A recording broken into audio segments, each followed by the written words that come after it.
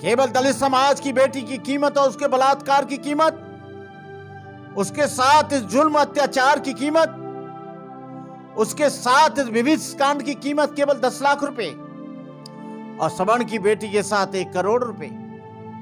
सवर्ण के लिए सारा उनकी नजर में इनकी कीमत, इनका मूल्य एक कुत्ते के बच्चे से ज्यादा नहीं है। ये जानवर के लिए रोएंगे, पशु के लिए रोएंगे, चिड़िया के लिए रोएंगे, कबूतर के लिए रोएंगे, मोर के लिए रोएंगे, लेकिन आदमी के लिए, जो आदमी की औलाद है, यहाँ का भोजन समाज कुछ भी कहें करंट लगने से मरी है, लेकिन फॉरेंसिक रिपोर्ट ये बताती है उस लड़की के साथ बलात्कार हुआ है, विभत्स अत्याचार हुआ है, उसका शारीरिक उत्पीड़न हुआ है और वो उससे मरी है। तो ये फॉरेंसिक रिपोर्ट सही है कि ये लोग जो कह रहे हैं वो सही है? मैं फॉरेंसिक रिपोर्ट को सही मानता हूँ, इन लोगों को ये सॉफ्ट कोर आरएसएस मान लीजिए, वो हार्ड कोर है आरएसएस मान लीजिए, लेकिन दोनों में कोई फर्क नहीं है। इसलिए वो लोग अपनी भाषा से, अपने तरीके से बात करते हैं और वहां पर केवल घड़ियाली आंसू दिखाकर उन लोगों के प्रति सहानुभूति दिखाने के लिए। ये देश में कब तक चलता रहेगा? संविधान एक है, देश एक है, लड़की एक है, बलात्कार की सजा एक है, तो इस बलात्कार की सजा में देने का और लेने का और इनको इंट्रोगेट करने का और सजा देने का दोहरा मापदंड क्यों? हमारे लोगों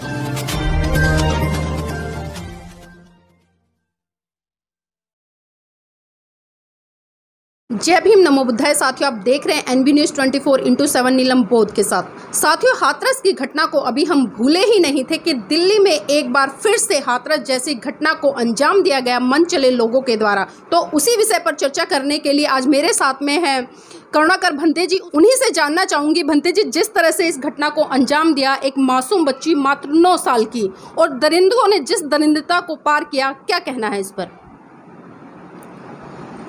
ये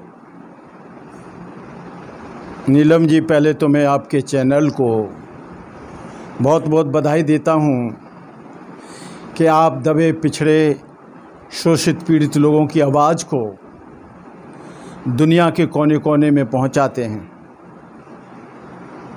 यहाँ जब से ये देश स्वतंत्र हुआ है तब से लगातार सारे भारत के कोने कोने में दलित समाज की बहन बेटियों का उत्पीड़न, बलात्कार, जुल्म, अत्याचार, शोषण होता आ रहा है। लेकिन यहाँ पर जब दलित समाज की बेटी के साथ जब बलात्कार होता है और एक सवर्ण की बेटी के साथ बलात्कार होता है, तो बलात्कार का कानून सबके लिए बराबर है। लेकिन यहाँ के लोग, जो मनुवादी लोग हैं या दूषित मानसिकता या संकुचित मानसिकता के लोग हैं,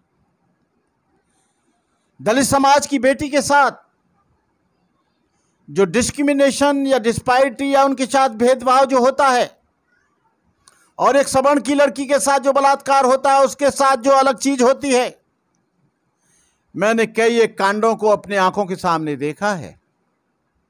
जब निर्भया के साथ कांड होता है तो हजारों लोग इंडिया गेट से लेकर पार्लियामेंट तक मोमबत्तियां जलाकर उसको श्रद्धांजलि देते हैं। दलित बेटी के साथ जब बलात्कार होता है, एक भी आदमी बोलता नहीं है, केवल उसी समाज के लोग, उसी परिवार के लोग केवल बोलते हैं। बेटी तो किसी की भी हो, या बेटी ब्राह्मण की हो या बेटी दलित की हो, या बेटी मुसलमान की हो या बेटी सिख की हो, या बेटी ईसाई की हो या बेटी पारसी की हो, बेटी तो बेटी होती है। लेकिन जातिगत और धर्म के आधार पर यहाँ पर बहुत बड़ा भेदभाव किया जाता है। निर्भया के साथ जब बलात्कार होता है या उस लड़की के साथ जो विभत्स कांड होता है या उसकी जिस तरह से निर्मम हत्या कर दी जाती है या उसके साथ जो विभत्स कांड होता है, उसके बाद सारे देश का सवर्ण जाग उठता है और उसके मरने के बाद उसको करोड़ों रुपया दिया जाता है। लेकिन जैसे ही यहां पर अभी जो 9 साल की बच्ची के साथ बलात्कार हुआ और उसको जला दिया गया, और जलाने के बाद हमारे केजरीवाल जी जाते हैं कि हम 10 लाख रुपए देंगे। केवल दलित समाज की बेटी की कीमत और उसके बलात्कार की कीमत, उसके साथ इस जुल्म अत्याचार की कीमत, उसके साथ इस विविध कांड की कीमत केवल 10 लाख रुपए, और सवर्ण की बेटी के साथ 1 करोड़ रुपए। सवर्ण के लिए सारे देश का आदमी, सारे देश का मीडिया, सारे देश का जो मीडिया है, चाहे वो गवर्नमेंट का मीडिया हो या प्राइवेट सेक्टर का मीडिया हो, वो चीख चीख कर निर्भया कांड को चिल्लाता है। लेकिन इस दलित बेटी के साथ, वाल्मीकि बेटी के साथ जो बलात्कार हुआ है, उसके बारे में एक भी मीडिया, जो गोदी मीडिया है, एक भी आदमी उसके बारे में बात नहीं करता। सवाल यहां पैसे का नहीं है। जब यहां पर कांड होता है, प्रियंका रेड्डी के लोगों को कैप्चर करके, उनको अरेस्ट करके कुछ ही दिनों में इनकाउंटर कर दिया जाता है। लेकिन हम भारत सरकार से और यहाँ की पुलिस प्रशासन से निवेदन करना चाहते हैं कि वो जो इस बेटी के साथ जो बलात्कार हुआ है, उन लोगों को पकड़कर इनकाउंटर किया जाए, उन्हें कड़ी से कड़ी सजा दी जाए या उनको फांसी की सजा दी जाए। वो लड़की शमशान में जाती है और शमशान में उसको जला दिया जाता है। शमशान में जलाने का ये अधिकार किसने दिया? पहले उस लड़की का पोस्टमार्टम होना चाहिए था।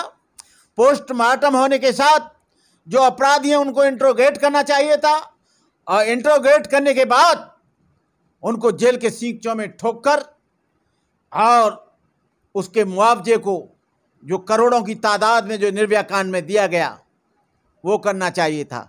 लेकिन यहाँ पर जातिगत आधार पर भेदभाव किया जाता है, जातिगत आधार पर उत्पीड़न किया जाता है, जातिगत आधार पर उनको यहाँ पर सजा दी जाती है, जातिगत आधार पर ही उनका मुआवजा तय होता है, जातिगत आधार पर ही उनको जो हम लोग जो देते हैं सहायता, जातिगत आधार पर दी जाती है।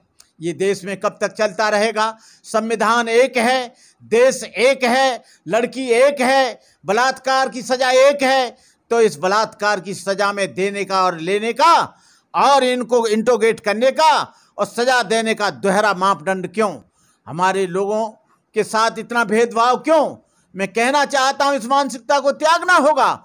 यदि ये मानसिकता नहीं त्यागते हैं तो एक दिन यही मानसिकता यहाँ पर ज्वालामुखी बन जाएगी, यहाँ का विस्फोट हो जाएगा, यहाँ पर तरह तरह के लोग आंदोलित होंगे। यदि इस लोगों को कड़ी सजा नहीं दी गई तो यहाँ पर तमाम संस्थाएं, दलित संस्थाएं, अम्बेडकरवादी संस्थाएं यहाँ पर आंदोलित होंगी। मैं कहना चाहता हूँ भारत सरकार से उन्हें फांसी की सजा दिया जाए, और इस समाज की, जो दलित समाज की लड़की है, और लड़की के परिवार वालों को मुआवजा दिया जाए और उनके परिवार वालों को एक नौकरी देनी चाहिए जिससे वो अपना भरण पोषण कर सकें।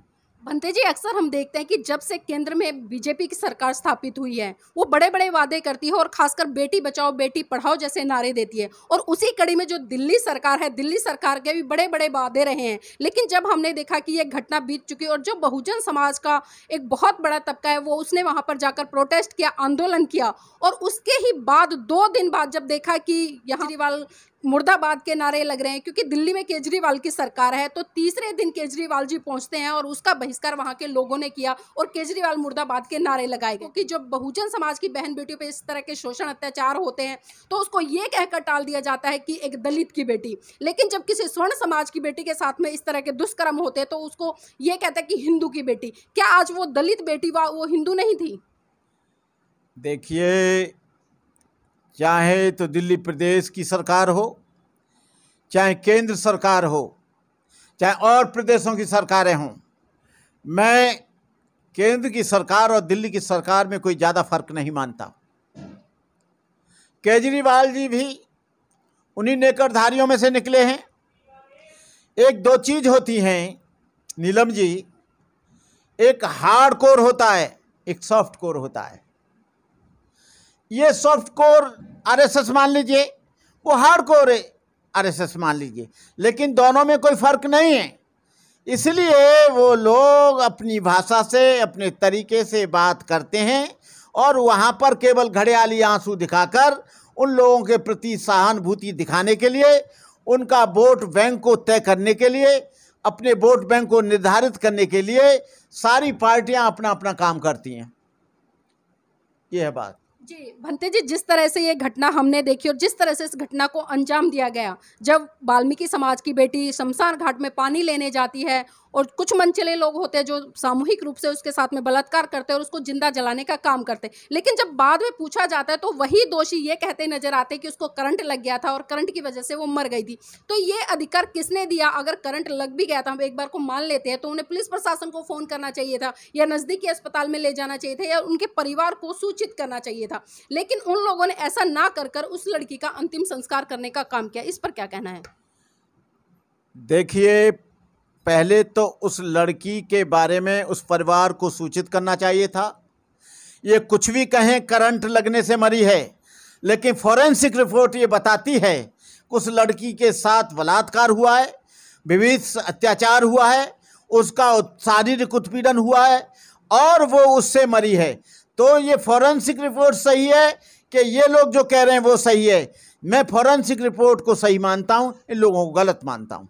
तो भंते जी, इस तरह की जो घटनाएं देश में हो रही है, खासकर इस देश के लोगों को क्या मैसेज देना चाहेंगे? क्योंकि लगातार हम कानून पर भी सवाल खड़े कर देते हैं, कानून प्रक्रिया को दोषी ठहरा देते हैं, लेकिन कहीं ना कहीं हम इन चीजों के पीछे जो एक सभ्य व नैतिक समाज होता है उसका हाथ नहीं मानते। देखिए, जो सत्ता होती है वो बहुत बड़ी ताकत होती है। यहाँ का जो शासन है वो उन्हीं लोगों का है जो जुल्म करते हैं, प्रशासन भी उन्हीं लोगों का है। और यहाँ पर 3 चीज़ों से ये देश चलता है: कार्यपालिका, न्यायपालिका और विधायिका। और उसमें दलित समाज के लोगों की भागीदारी नहीं है।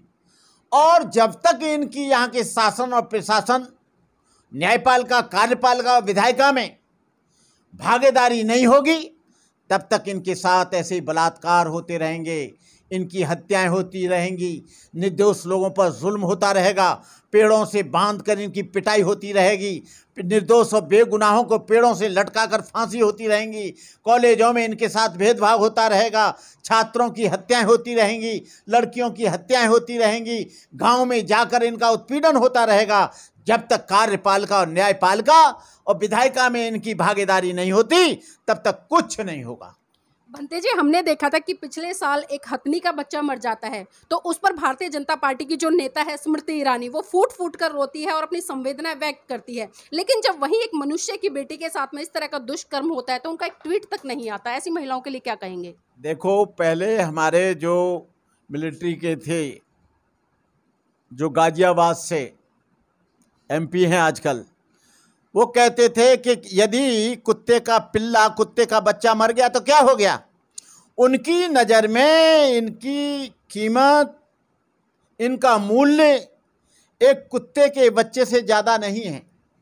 ये जानवर के लिए रोएंगे, पशु के लिए रोएंगे, चिड़िया के लिए रोएंगे, कबूतर के लिए रोएंगे, मोर के लिए रोएंगे, लेकिन आदमी के लिए, जो आदमी की औलाद है, यहाँ का बहुजन समाज, इनके लिए कुत्ते बिल्ली से ज़्यादा कुछ नहीं। लेकिन यहाँ के बहुजन समाज को भरमा लिया जाता है और भरमा कर वो वोट भी उसी में देते हैं।